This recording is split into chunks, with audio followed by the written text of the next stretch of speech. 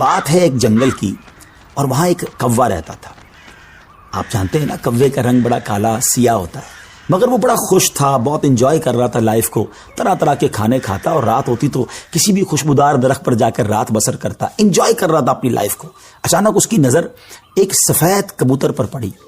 وہ سوچنے لگا کہ میں کالا اور یہ سفید، یہ کتنا خوبصورت ہے، کتنا اچھا لگ رہا ہے، مجھ سے زیادہ خوش تو یہ ہوگا. اب اسی خیال میں وہ پریشان رہنے لگا اور اسے رات کو نیند بھی نہ آئے. ایک دن وہ کبوتر کے پاس پہنچا اور کہا کہ تم کتنے خوش نصیب ہو، تمہارا رنگ سفید ہے اور میں تو کالا ہوں، تم سے زیادہ خوش تو کوئی نہیں ہوگا. کبوتر نے کہا پہلے میں بھی یہی سمجھتا تھا، لیکن جب میں نے طوطے کو دیکھا تو میں حیران ہو گیا کہ طوطے کے تو دو رنگ ہیں، میرے پاس تو ایک ہی رنگ تھا. تو طوطا زیادہ خوش نصیب ہے، وہ زیادہ خوش ہے، وہ زیادہ لائف کو انجوائے کر رہا ہے. اب کوا کبوتر کو چھوڑ کر طوطے کے پاس پہنچ گیا. کہا طوطے تم تو زیادہ انجوائے کرتے ہوگے، کتنے خوش ہوگے کہ تمہارے پاس تو دو رنگ ہیں جسم پر، تمہاری باڈی بہت خوبصورت لگتی ہوگی. تو طوطا کہتا ہے کہ پہلے تو میں لائف کو بڑا انجوائے کرتا تھا کہ واقعی میں بڑا رنگ برنگی ہوں، مگر جب میں نے مور کو دیکھا نا تو مور تو کئی سارے رنگ لیے ہوئے ہے، اتنا خوبصورت ہے کہ اس کو دیکھ کر مجھے لگا کہ میں تو کچھ بھی نہیں ہوں. اب کوا اڑتے اڑتے پہنچ گیا مور کے پاس. مور چڑیا گھر کے ایک پنجرے میں موجود تھا. پہلے تو وہ انتظار کرتا رہا کیونکہ بہت سارے لوگ مور کو دیکھنے آئے تھے. جب سارے لوگ دیکھ کر چلے گئے تو کوا مور کے پاس گیا کہ اے مور، ذرا یہ تو بتاؤ تم کتنے خوش ہو، کتنے رنگ ہیں تمہارے پاس، تم کتنے خوبصورت ہو. مور کہتا ہے پہلے تو میں یہی سمجھتا تھا کہ ہاں میں بہت خوبصورت ہوں، مگر پھر میں نے غور کیا کہ اسی خوبصورتی کی وجہ سے تو چڑیا گھر میں قید ہو گیا ہوں. روزانہ ہزاروں لوگ مجھے دیکھنے آتے ہیں مگر میں آزاد نہیں ہوں. اور پھر میں نے بڑا غور کیا کہ وہ کون سا پرندہ ہے جو چڑیا گھر میں قید نہیں ہے. تو مجھے سمجھ آئی کہ کوا ہی ایک پرندہ ایسا ہے جو چڑیا گھر میں قید نہیں ہوتا، اس کو کوئی قید نہیں کرتا. ناظرین، کوے نے جب یہ سنا تو اسے احساس ہوا کہ میں بھی اپنی جگہ پر واقعی خوش نصیب ہوں. اب یہاں بظاہر تو یہ ایک فرضی واقعہ ہے، لیکن اگر اس کو ہم اپنی زندگیوں پر امپلیمنٹ کریں، اپنے بارے میں سوچیں. ہمارے پاس بہت کچھ ہے، لیکن جب کسی کو ہم سے زیادہ والے کو ہم دیکھتے ہیں نا تو ہمیں اپنی چیزیں کمتر نظر آنے لگتی ہیں. اپنا گھر چھوٹا لگنے لگتا ہے، اپنی موٹر سائیکل، اپنی گاڑی، اپنی سائیکل وہ ہمیں بڑی کمتر لگتی ہے جب کسی کی بڑی گاڑی دیکھتے ہیں، کسی کا بڑا گھر دیکھتے ہیں، کسی کی لائف سٹائل کو دیکھتے ہیں. جو ہے اس پر انجوائے نہیں کرتے بلکہ اس پر شکوہ کرتے ہیں، ناشکری کرتے ہیں. اس طرح زندگی نہیں گزرے گی. اگر آپ ہمیشہ اپنے سے آگے والوں کو دیکھتے رہیں گے تو آپ پریشان ہی رہیں گے. اگر آپ نے موازنہ کرنا ہی ہے، کمپیریزن کرنا ہی ہے، تو اپنے سے کمتر لوگوں کو دیکھیں نا. کئی لوگ بڑی مشکل زندگی گزار رہے ہیں. اللہ نے مجھے اور آپ کو بہت خوشحال رکھا ہے. جی ہاں، اب بھی ہم لاکھوں کروڑوں سے اچھے ہیں، لیکن مسئلہ یہ کہ ہمیں تو آگے والوں کو دیکھ کر ڈیمورلائز ہونا ہوتا ہے. شکر ادا کیجئے. اور سبحان اللہ، میرے رب کا تو وعدہ بھی ہے نا قرآن میں، لَإِن شَكَرْتُمْ لَأَزِيدَنَّكُمْ، تم میرا شکر ادا کرو میں تمہیں اور دوں گا. تو جب آپ اللہ کا شکر ادا کر رہے ہوتے ہیں نا کہ یا اللہ تو نے مجھے کروڑوں سے اچھا بنایا، تو وہ اور عطا فرماتا ہے، آپ اور آگے بڑھتے ہیں. تو بہرحال یہ چھوٹی سی حکایت ہے، اللہ کرے اس سے سبق لیں، ناشکری چھوڑ دیں اور شکر ادا کرنے والے بن جائیں. کہ شرمگاہ کو حرام سے بچانا ہے.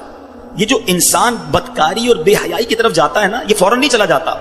بڑی پیاری بات علماء کہتے ہیں، پہلے آنکھ بہکتی ہے، پھر دل بہکتا ہے، پھر انسان بدکاری کی طرف جاتا ہے، پھر وہ گناہ کا بڑا کام کرتا ہے. کہ تنہائی کے گناہ سے بچنا یہ بڑی کمال کی بات ہے، اور یہ بڑے کہتے ہیں اللہ والوں کا طریقہ ہے. اللہ نصیب کر دے کہ جب گناہ کا موقع ہے، کوئی نہیں دیکھ رہا، اس وقت اے کاش دل پر یہ خیال جاں گزی ہو جائے کہ رب دیکھ رہا ہے. ایک بار حضرت ابراہیم بن ادم رحمت اللہ تعالی علیہ کی بارگاہ میں ایک شخص آیا، آ کر کہتا ہے حضور میں گناہ سے نہیں بچ پاتا. پلیز ذرا غور سے سنیے گا، بہت خوبصورت کیور اور پریکاشن ہے گناہوں سے بچنے کے حوالے سے اس واقعے میں. کہتا ہے حضور میں بچنا چاہتا ہوں، گناہ ہو ہی جاتا ہے. ہو سکتا ہے میرے بھائی یا نوجوان بھی ایسے ہوں کہ جو چاہتے ہیں گناہ نہ کریں مگر گناہ ہو جاتا ہے. حضرت ابراہیم بن ادم نے کہا اچھا ایسا کرو، گناہ کرنا چاہتے ہو؟ کہتا ہاں بچ نہیں پاتا، مجھے کرنا پڑتا ہے گناہ. کہا ٹھیک ہے، اب جب بھی تمہارا گناہ کرنے کا جی چاہے نا تو اللہ کا رزق کھانا چھوڑ دینا. کہتا حضور یہ کیسے پاسبل ہے؟ دنیا میں جو کچھ ہے وہ اللہ نے عطا کیا، اس کے بغیر تو جی نہیں سکوں گا. کہا اچھا اب گناہ کرنے کا جی چاہے تو ٹھیک ہے گناہ کر لینا، مگر ایسی جگہ جا کے کرنا جہاں اللہ نہ دیکھ رہا ہو. تو کہتا حضور east west north south every where جدھر بھی جاؤں گا اللہ تو دیکھ رہا ہے نا، وہ اللہ کی کائنات ہے. اچھا ایسا کرو، گناہ کرنا ہے نا کرو، مگر اللہ کی زمین سے اللہ کی کائنات سے نکل کر لو. کہتا ہے میں اس کی ملک اور اس کی ملکیت والی جگہ سے بھی باہر نہیں جا سکتا. اچھا گناہ کرنے کا جی چاہے ٹھیک ہے، کرنا چاہے تو کر لینا، مگر جب ملک الموت تمہاری روح قبض کرنے آئے نا تو ان کو منع کر دینا. کہ نہیں میری روح قبض نہ کرے, میں نے ابھی توبہ کرنی ہے. تو کہا حضرت nobody have power to deny. کون ہے جو ملک الموت کو منع کر سکے گا کہ میری روح قبض نہ کرو؟ جو وقت ہے وہ تو آ کر رہے گا. فرمایا اچھا پھر ایسا کرو, گناہ جتنے کرنے کر لو, مگر قیامت کے دن جب فرشتے تمہیں جہنم کی طرف لے جانے لگے نا تو ان کو منع کر دینا کہ نہیں میں نہیں جاتا. کہا حضرت یہ کس کے پاس پاور ہے؟ وہ تو گھسیٹتے ہوئے جہنم میں لے جائیں گے, وہاں تو جو حکم ہو گیا اس پر عمل ہوگا. اب حضرت ابراہیم بن ادم نے پہلے کہتے ہیں نا مقدمہ, ایک آپ کہتے ہیں نا پہلے جزیات جمع کیے, باقاعدہ اس کا مائنڈ سیٹ بنایا, اب اسے خوبصورت سمری بیان کی.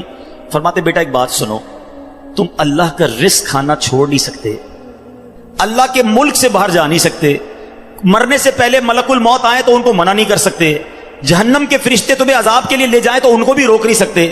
جب یہ سارے کام نہیں کر سکتے تو پھر ایک کام کر لو, گناہ کرنا ہی چھوڑ دو. پھر وہ بندہ زارو کتار رونے لگا اور کہتا ہے حضرت میں وعدہ کرتا ہوں آج کے بعد گناہ نہیں کروں گا.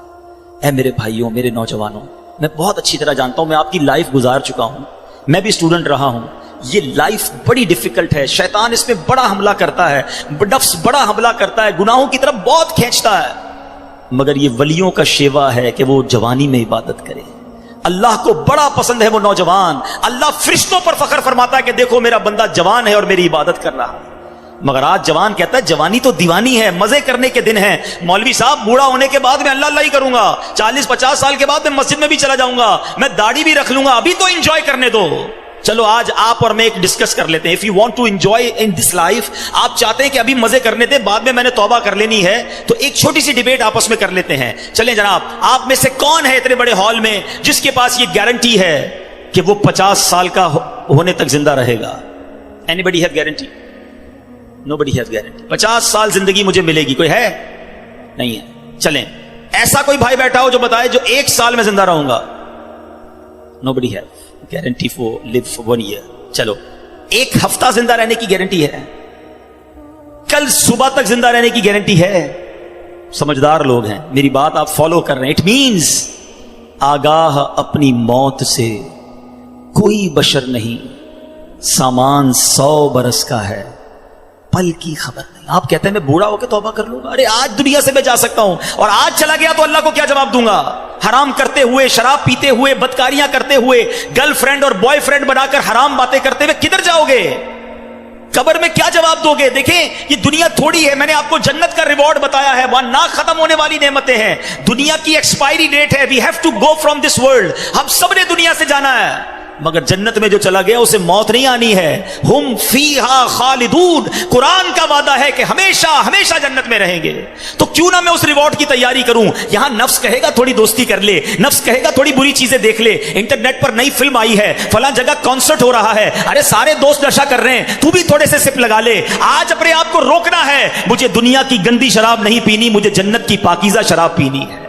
مجھے دنیا کی بے حیائی نہیں کرنی, گندی عورتوں اور لڑکیوں کی طرف نہیں جانا ہے. میری بہنیں اگر سن رہی ہیں وہ نیت کریں کہ ہم پردہ کریں گے, ہم بوائے فرینڈ کی طرف نہیں جائیں گے, انشاءاللہ ہم جنت کی نعمتیں حاصل کریں گے, جنت کا گھر حاصل کریں گے. یہ تھوڑی سی زندگی صبر سے گزار لو, تھوڑی سی زندگی توبہ کر لو. آج تھوڑی دیر ہال فل ہو گیا ہے, مجھے بھی پسینہ آ رہا ہے, آپ کو بھی گرمی لگ رہی ہوگی, مگر مجھے بتائیے قیامت کے دن گرمی کیسی ہوگی؟ جب 50,000 سال کا دن ہوگا, سورج 1.25 میل پر ہوگا, زمین تانبے کی ہوگی, there is no shadow, اللہ کے عرش کے سوا پوری قیامت کے دن کوئی سایہ نہ ہوگا. سبحان اللہ, نبی پاک فرماتے ہیں جس دن اللہ کے عرش کے سوا کوئی سایہ نہ ہوگا, چند خوش نصیب ایسے ہوں گے جنہیں اللہ کے عرش کا سایہ نصیب کیا جائے گا. ان 7 قسم کے لوگوں میں ایک قسم وہ ہے کہ وہ نوجوان جس کی جوانی عبادت میں گزری, قیامت کے دن اللہ کے عرش کا سایہ نصیب ہوگا. پلیز اپنی جوانی کو بچا لو. ایک بزرگ تھے, 100 سال عمر ہو گئی, ان کی آنکھیں بھی صحیح, ان کے دانت بھی صحیح, ان کی سماعت بھی صحیح, ایوری تھنگ پرفیکٹ, جوان. لوگوں نے کہا حضور 100 سال میں تو بندہ بستر سے لگ جاتا ہے, your every part of the body is perfect, یہ کیسے پاسبل ہے؟ کمال کا جواب دیا. کہتے ہیں میں نے جوانی میں اپنے in part of the body کو اللہ کی نافرمانی میں صرف نہیں کیا, بڑھاپے میں اللہ تعالیٰ نے میرے نازا کو سلامت کر رکھا ہے. آپ اچھا بڑھاپا گزارنا چاہتے ہیں نا, تو پاکیزہ جوانی گزاریے, خدا را اپنے آپ کو بچائیے. اپنی شرمگاہ کی حفاظت کیسے ہوگی؟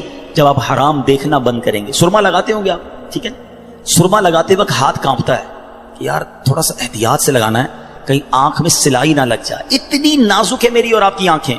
موٹر سائیکل پر تو جاتے ہیں, کبھی کبھی کچرا آنکھ میں آ جائے, لال ہو جاتی, سرخ ہو جاتی آنکھ.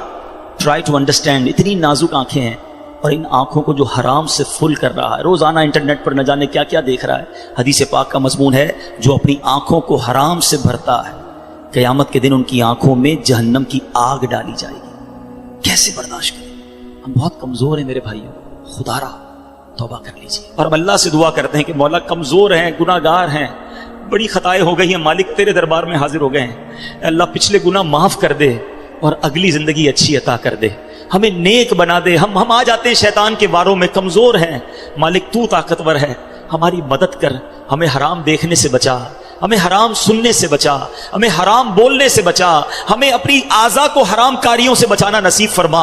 और जिन खुश नसीबों को नबी पाक ने जन्नत की गारंटी दी है, ए अल्लाह उन खुश नसीबों में हमें भी शामिल फरमा ले। ये बदकारी कितना बुरा गुनाह है, ये जो लोग हराम कारी की तरफ जाते हैं थोड़ी सी इंजॉयमेंट के लिए, ऐसे प्रोग्राम्स में जाना जो आपका दिल उस तरफ ले जाए हराम कारी की तरफ, हमें पहले प्रिकॉशन करनी होगी कि ताकि हम उस तरफ ना जाएं और अपने आप को बचा लें। तो आज मेरा मैसेज यही है, आज मेरा पैगाम यही है कि खुदारा अपनी ज़बान की हिफाजत करें, अपनी आंखों की